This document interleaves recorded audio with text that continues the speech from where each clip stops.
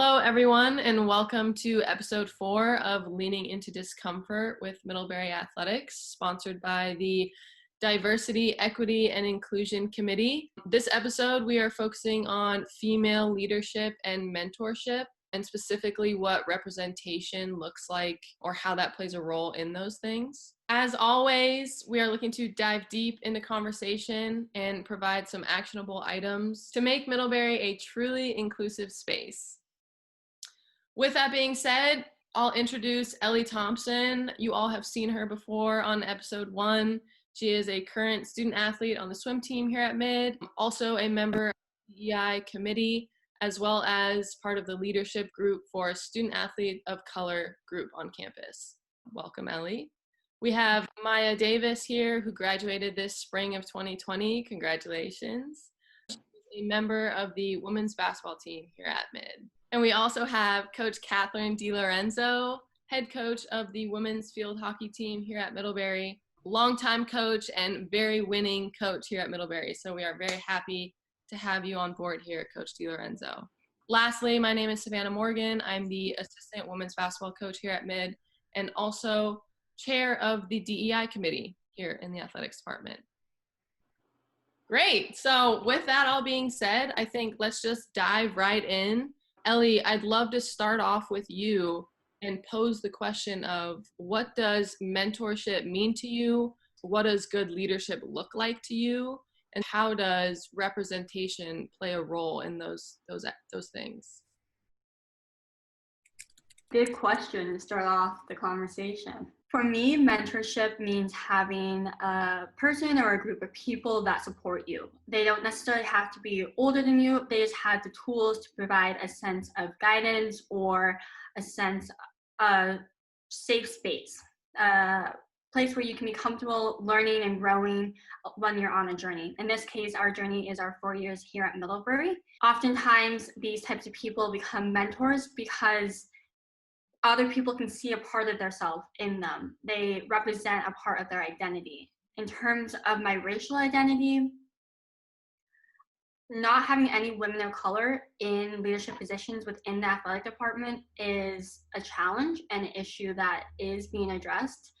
Without seeing this representation on my team of 70 plus people or within an entire department, I find it can be hard to find a sense of belonging that was talked about in episode 3. And not being able to connect to that team chemistry can make a person lose their passion for that sport.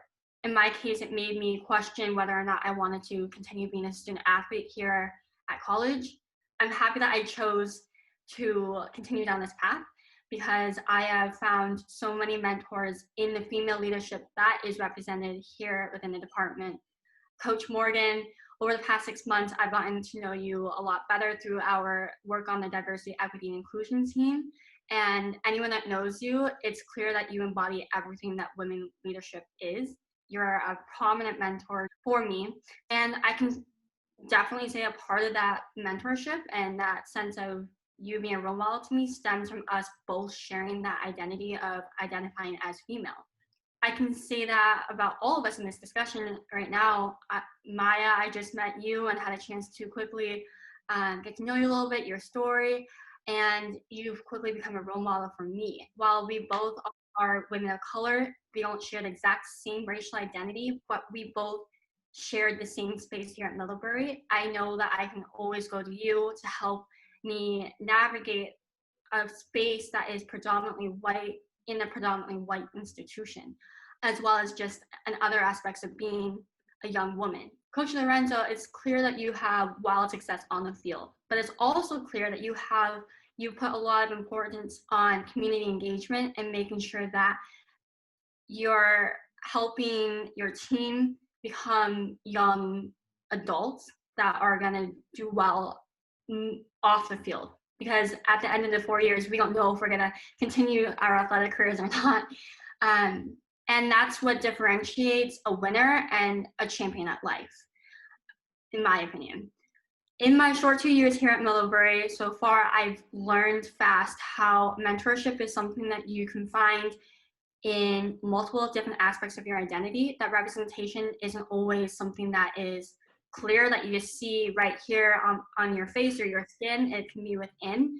And knowing that, I think I've been able to find that space that I was looking for in the first when I was a freshman, and I've also found that sense of belonging within the athletic department.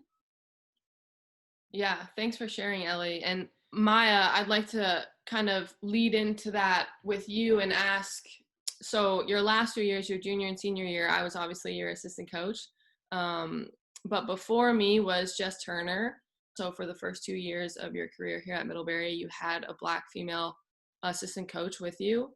And I'd sort of love to hear, if you felt a difference, your first 2 years compared to your last 2 years, if you felt disadvantaged at all, not having a Black coach your last 2 years, or sort of how that impacted your experience on the team. Well, first I want to say thank you, Ellie, for sharing your story and experience. I think it helps everyone come to this space and learn and grow by hearing other people's experiences. So thank you. As Savannah said, I had Jess as my coach for the first 2 years at Middlebury.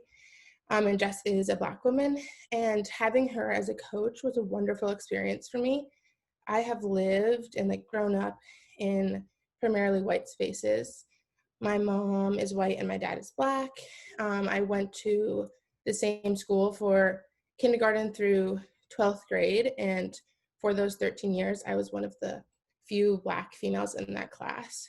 So having Jess as a coach was a new and amazing experience for me.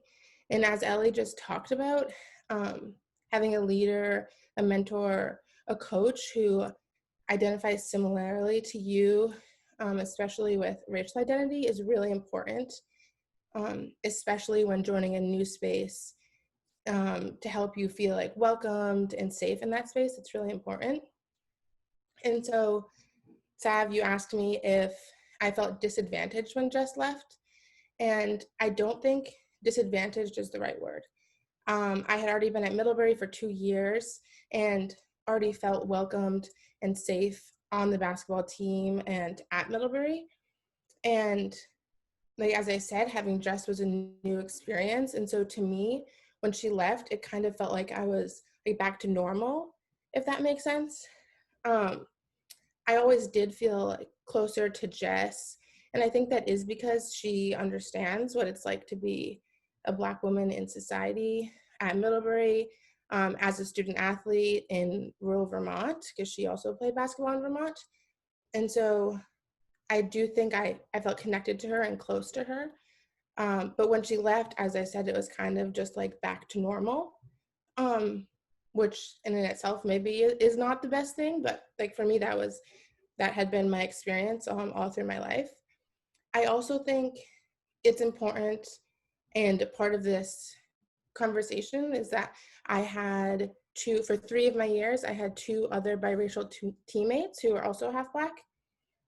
And being on a team with them was really impactful on me. It felt so good to have people who understood what I was going through, who identify similarly to me, just living in the same space, playing on the same team. That was a really great experience. And even though they weren't there for my last year, they're still some of my closest friends, and were always there to support me if there was ever to be an issue, although there was never an issue of overt racism, which I think also plays into the fact that I felt really safe and comfortable on our team. And so not having Jess as a Black female leader during my last 2 years didn't make me feel like I was being disadvantaged. So Maya, you initially had a woman of color as your coach and also as a mentor and a leader, and then Jess left, and now Coach Morgan is also another coach, mentor, and leader. When you have a mentor that doesn't necessarily represent you, or you don't see that representation, how do those two components that can create dissonance, how do you not have that and you have a sense of cohesion or a sense of how do you maintain that sense of belonging? That's a great question.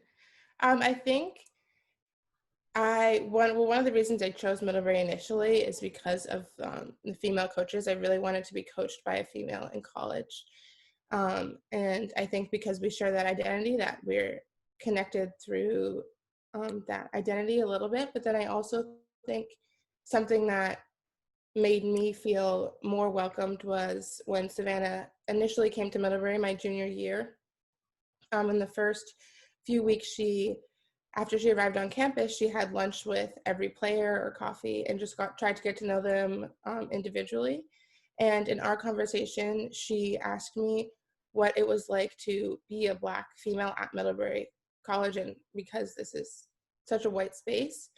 And for me, I appreciated that and still like remember it now. And I think it's because in that conversation, she was acknowledging that there's difference. Like, yes, we share some similarities, but also we do have this different identity characteristic that everyone can see right as they meet us when we walk into the room. And acknowledging that there's that difference and that we're going to be treated differently because of our different races really impacted me. And then also showed me that if I ever needed someone to talk to about race in the future, like Savannah was open to having this conversation because she initially started it and showed me that this is a conversation I'm comfortable with having, so I wouldn't have to feel like, oh, like I'm having this issue. I don't know if Savannah would be comfortable talking to me about this or not because she already had brought it up. That's very That's a great point. So Dilo, that makes me think of your team and playing a sport that is predominantly white. How do you ensure that there is that aspect of inclusion on your team?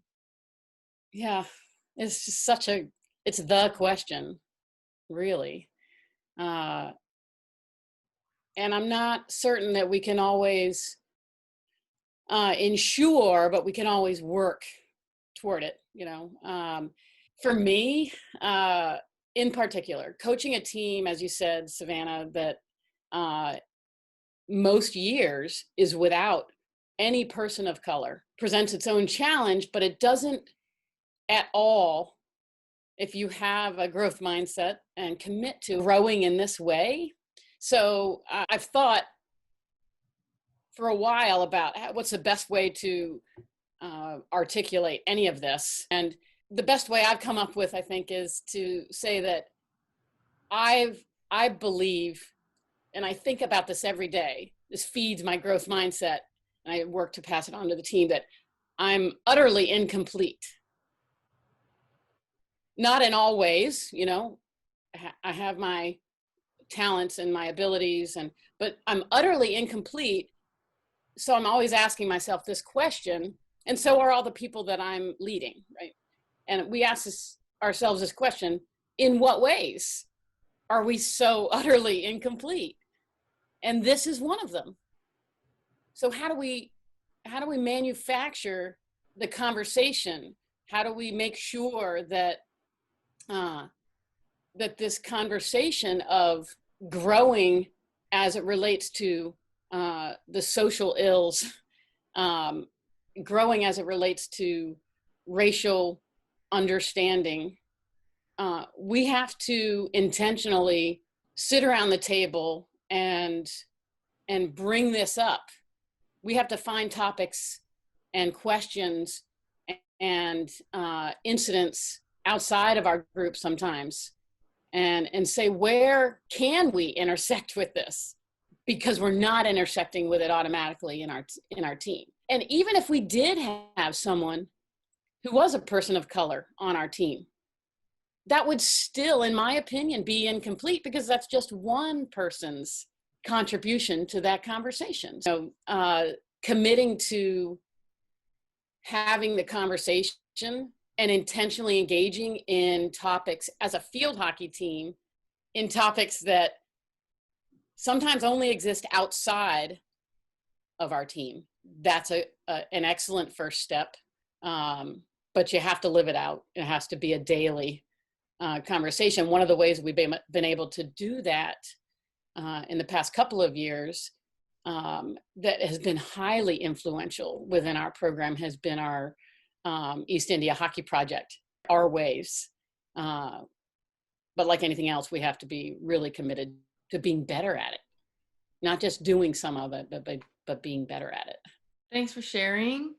So going back to Maya, what I was hearing that is that as a white female and as someone who will never know what it's like to be a person of color in America, something actionable that we as coaches, Coach DiLorenzo and myself, both white females, what we can do is, number one, open the door to conversation, right? Show that we're open to being a listening ear, obviously here for support in whatever you're going through at the time. And then I think piggybacking off of Coach DiLorenzo and sort of having those conversations with our teams.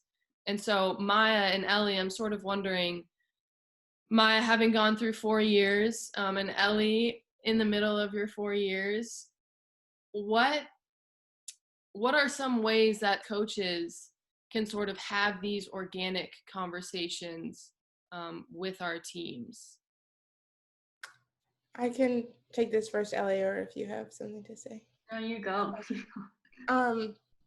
My first thought is, in order to make something organic, I feel like at first it has to be inorganic. And so because we haven't been having conversation, like team conversations about race up to, well, when I was there, since then I know that has changed. I think, first of all, just starting to have those conversations. And at first it will probably be awkward and feel like something that's not the norm. But as they happen and continue to happen, I think it will feel more normal. Like, and then we'll come up in dinner time conversation across, well, hopefully people will be able to get back into dining halls and have dinner time conversations around circle tables. But I think about how it's so easy for our team maybe to talk about some like injustice towards women because we're all women and we're like, this is something that we're comfortable talking about. We're like, okay, like we all understand it. And so as we all begin to understand racial injustices and are more comfortable talking about them and understanding that this is something that is not like a faux pas topic that shouldn't be talked about, it'll just be woven into day-to-day conversation just as easily and as normally as any other topic. That's such a great, simple analogy, Maya, is just to say we can all, and we have all, sat around the dinner table, or Coach Morgan and I and other coaches as we gather for lunch in the conference room, just to unpack and put back together gender biases and injustices that we feel we have that common bond. I think that's the, in many of our circles, as women in athletics, that's a great analogy that can be a starting point for every group that we're associated with. Wow, I could not agree more with both of you. How do you follow that up, Maya? I definitely agree it does start. Organic conversations typically start from not being organic. I definitely agree with that. I think I see that with my own team. Before George Floyd was murdered in June, we were definitely not having conversations about race. We weren't having whole team gatherings about social injustice over the summer. We have this year, which is a great step, but you can clearly see that transition of this is something that we need to focus on as a team and then also as a department. And we've seen it with the college as a whole entire institution. And I think these conversations are really great to have. And it, like, I could get emotional about how much it means. Like when my coach came and was like, you know what, we're going to make this a priority. Like we need to discuss Black Lives Matter. I'm not a Black woman, but for my white male coach to be able to acknowledge an identity that one, we don't have that identity on my team, but we do have people of color on my team. So it opened up that door to me sharing my experience with my team, for my other teammates to share their experiences and for us to connect and also see like, oh, this is your walk of life, but then I have this other walk of life that we come from different backgrounds. But at the end of the day, they're my teammates and cheering for me and supporting me at the end of the lane. I think what is really great is when we have conversations like this, where there's students, there's faculty, there's coaches together, because oftentimes it seems like things are happening like with students and there's a lot of energy there, and then there's also energy with the faculty in those conversations, but they're separate. When you have those energies together, you can really make synergy, and like that's where I see that growth mindset that Coach Lorenzo was talking about happening. I also think about, you mentioned, Coach Morgan, that I only have 2 more years here, which is so sad. They'll go by so fast. But I think, like, how can we make it sustainable? Because from a year from George Floyd's death, are we still going to be talking about Black Lives Matter, or is it just going to be a trend? Like, that answer to that question is something that will be really telling for Middlebury's future. Ellie, I loved what you said, just identifying something I think that's a common thread through many of the teams and many groups on campus, which is we are having conversations right now that, especially at this time during the year, and it does make it even more significant, right? That we are having, even though we're not together, we are having these conversations. And isn't it likely true, just with the nod of the head, that if you polled everybody on all of your teams, they would rank this as the most important conversation or set of conversations they have been having with their team all summer? Not training, not which classes you're going to take, although all this is really important, but the most critical conversations and the fact that you're having them are the ones that you just mentioned. Mm-hmm. The other thing that it's such a thrill for me to see this anytime it's happening, but to see it happening as it relates to social justice and furthering our conversations and being a part of this movement, is to see when a team, any team, even one without any presence of a student of color yet on it, or at this point on it, to see just through one conversation sometimes I'll use the term pecking order because I have chickens now and I think about pecking order, but the pecking order with every different topic that we talk about on a team, we're suddenly engaged so heavily in this topic of racial and social justice, and to see the pecking order in the conversation and to see it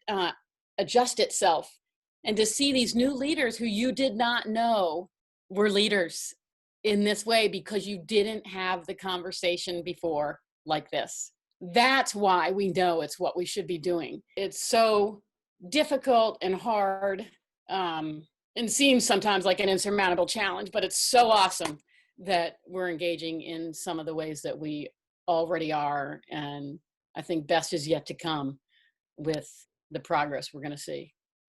I agree. And I think something that I learned as a coach of, I would say, a fairly diverse team in terms of race, in terms of socioeconomic status, in terms of sexual orientation.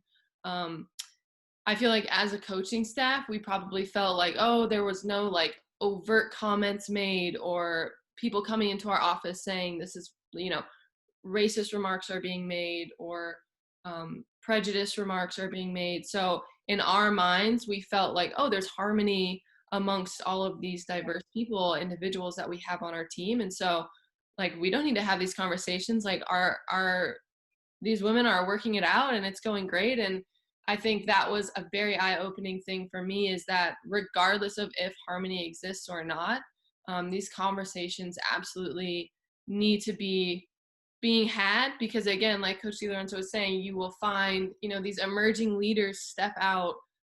You'll open the space for vulnerability, and you'll get to learn more about these individuals that you never would have if you weren't having these conversations. And so I think that was just something important to note, that regardless of if there is harmony, or regardless of if you think like there's no issues with your team, it's not only about your team, it's about the individuals on your team.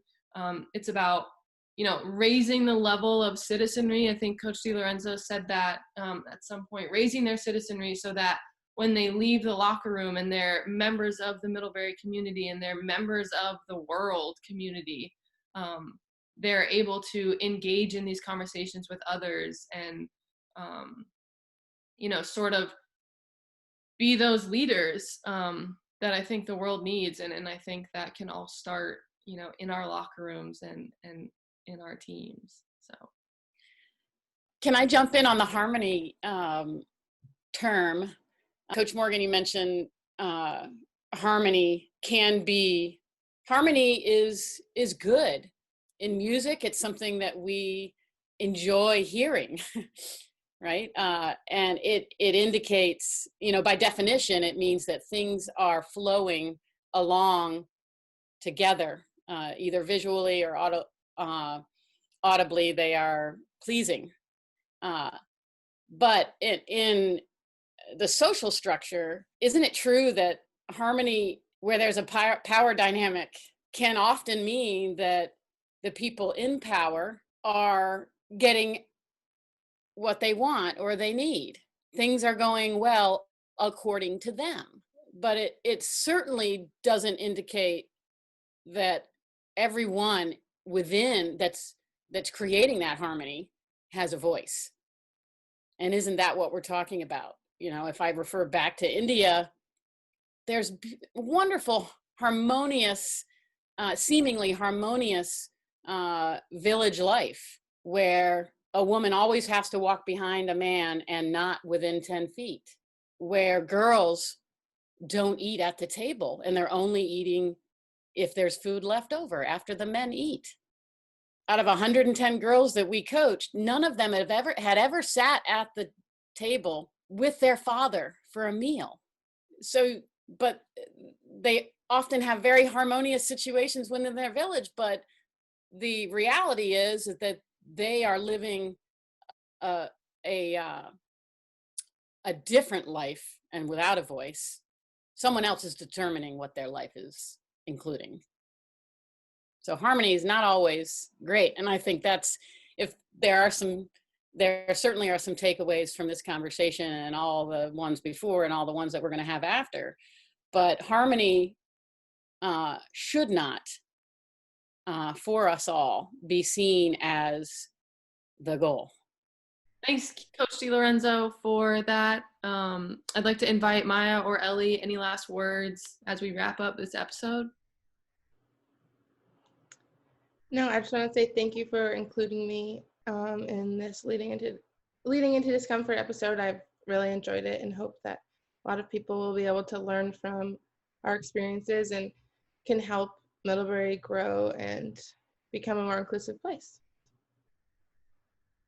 Yeah, I definitely second Maya's sentiment. I also want to thank you for sharing. Just like Coach Lorenzo, I don't know much about field hockey. Maybe my head's in the water too much, but I got to learn so much about just your team and the atmosphere, and that's more than I could have ever gotten knowing how well you guys do on the field, just knowing your how many wins you have. So thank you so much for sharing